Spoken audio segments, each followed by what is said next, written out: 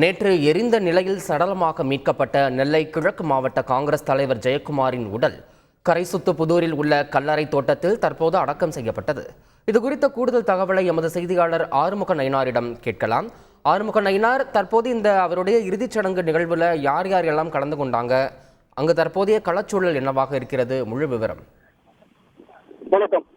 கடந்த 2 தினங்களுக்கு முன்பு நெல்லை கிழக்கு மாவட்ட காங்கிரஸ் தலைவர் கே ஜெயக்குமார் தனக்கு மாயமான நிலையில் அவரது மகன் முகரி காவல் நிலையத்தில் தனது தந்தையை 2 நாட்கள் காணவில்லை எனவும் அவரை தேடி கண்டுபிடிக்க வேண்டும் எனவும் புகார் செய்திருந்தார். புகாரினுடைய அடிப்படையில் போலீசார் இதுகுறித்து விசாரணை செய்து வந்த நிலையில் நேற்று காலை அவர் தோட்ட தொழிலாளி தோட்டத்திற்கு போகும்பொழுது அங்குள்ள குப்பை கிடங்கில் தீ வைத்து எரித்திருப்பதாகவும் அதில் சடலம் கிடைத்திருப்பதாகவும் அவருடைய மகன் ராத்திரியின் கருத்தாரிடம் என்று கூறினார். உடனே அவர் அந்த இடத்தில் சென்று பார்த்து அது தன்னுடைய தந்தையினுடைய உடல்தான் என்பதை உறுதி செய்தார். அதன் பின்னர் வள்ளியூர் டிஎஸ்பி யோகேஷ்குமார், மாவட்ட காவல் கண்காணிப்பாளர் சிதம்பரசன் ஆகிய சம்பவ இடத்திற்கு வந்தனர். தடயவியல் அறிவியல் நிபுணர்களும் அந்த இடத்திற்கு வந்து சோதனை செய்தனர். இந்த நிலையில் அவருடைய உடம்பில் சில கம்பிகளால் கட்டி இருப்பதாகவும், எனவே இது தற்கொலையா அல்லது வேறு ஏதேனும் காரணங்களால் கொலை செய்யப்பட்டிருக்கலாமா என்கிற கோணத்திலும் விசாரணை செய்த நிலையில் நேற்று உடலை கைப்பற்றி நெல்லை அரசு மருத்துவக் கல்லூரி மருத்துவமனைக்கு பிரேத பரிசோதனைக்கு அனுப்பி வைத்தனர். இந்த காலையில் அவருடைய உடற்கூறாய்வு செய்யப்பட்டு கலச்சத்துப்பகுதியில் உள்ள அவரது இல்லத்திற்கு கொண்டு வரப்பட்டது.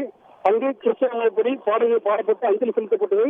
அந்த நிகழ்ச்சியில் காங்கிரஸ் மாநில தலைவர் செல்வ பெருந்தகை, அப்புறம் முன்னாள் எம்எல்ஏ அவருடைய ஜெயக்குமார் நெருங்கிய உறவினரான இன்பதுரை சபாநாயகர் அப்பாவு அவர்கள் இந்த நிகழ்ச்சியில் கலந்து கொண்டு அஞ்சலி செலுத்தினார்கள்.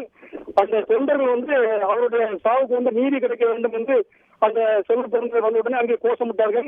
நெல்லை மாவட்டத்தில் கட்சியை வளர்ப்பதற்கு இந்த நிலைமையா, அப்படியானால் எங்களுக்கெல்லாம் எந்த நிலைமை என்று அவர்கள் கோஷமிட்டார்கள். அதனைத் தொடர்ந்து அந்த வீட்டோடு அஞ்சலி சென்ற பிறகு கலைச்சத்துப்பூரில் உள்ள தூய சிறப்பு ஆலயத்தில் அந்த ஃபாதருடைய முன்மையில் அஞ்சலி செலுத்தப்பட்டது. தொடர்ந்து அவருடைய குடும்ப கல்லறை தோட்டம் ஊருடைய ஒதுக்குப்புறத்தில் இருக்கிறது. அங்கு சென்று அனைவரும் இந்த அஞ்சலி கலந்து கொண்டார்கள். அவருடைய உடலானது நல்லடக்கம் செய்யப்பட்டுள்ளது. கள்ள விவரங்களுக்கு நன்றி ஆறுமுக நயினார். செய்திகளை உடனுக்குடன் தெரிந்து கொள்ள உடனே சப்ஸ்கிரைப் பண்ணுங்க.